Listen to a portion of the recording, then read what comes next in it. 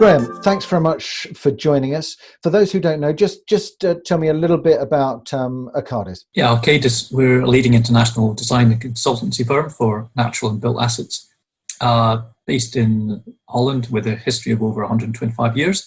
And we've been established in Scotland for over 2 decades. Got a big team, over 200 people here.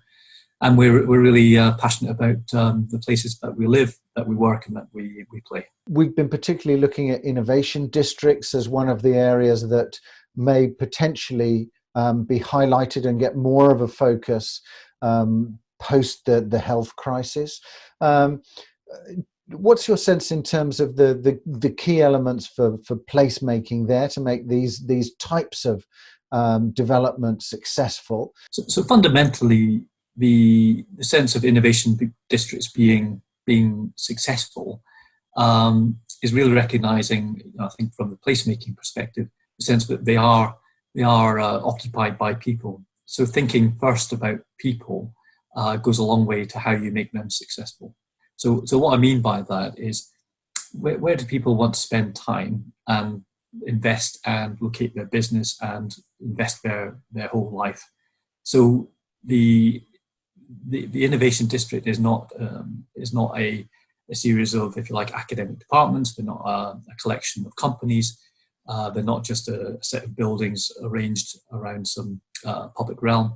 No, they're actually places where people have to engage, where people feel that's where they want to be, whether they come to visit, to invest, or it might be trying to attract and retain top talent. And it might be where people can imagine that they can build a future life for them and their family. So to get that right, you've really got to think around what we see as the 5 fundamentals of placemaking. So very briefly, that's around the community in which you're engaging with, both the current community and the community you're going to build. It's about the sustainability of the development. So important now that you're contributing to the sustainability goals and achieving a net zero carbon development. It's about the design and public realm, a sense of purpose and design that really reflects the aims and aspirations of people occupying and the organisations that are going to be using the space.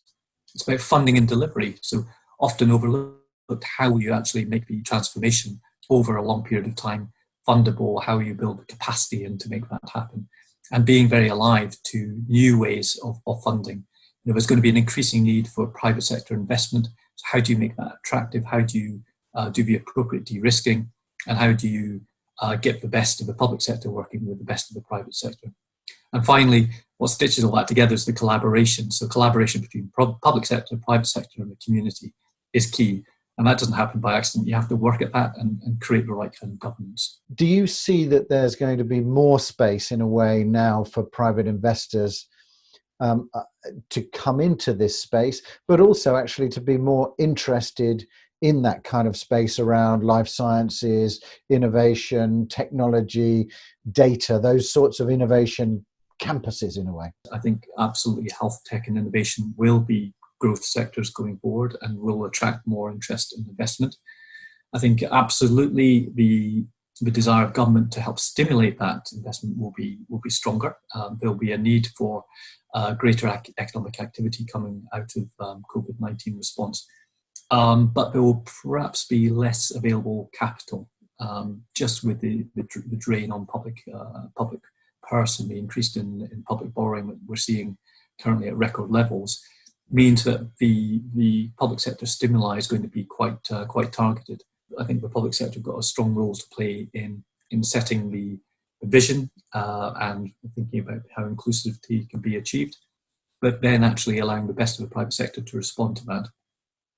Public sector, again, perhaps has a role in terms of de-risking some elements and dealing with those areas they're best and organised to do, such as infrastructure.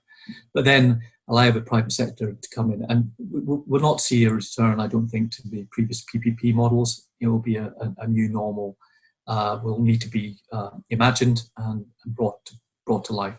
But that's really got to feature heavily on getting the best of the private sector and allowing them to innovate and bring best practice, not just from around the UK, but across Europe and across the world. Thanks very much for sharing your thoughts today, Graham. Thank you. Very happy to. Thank you.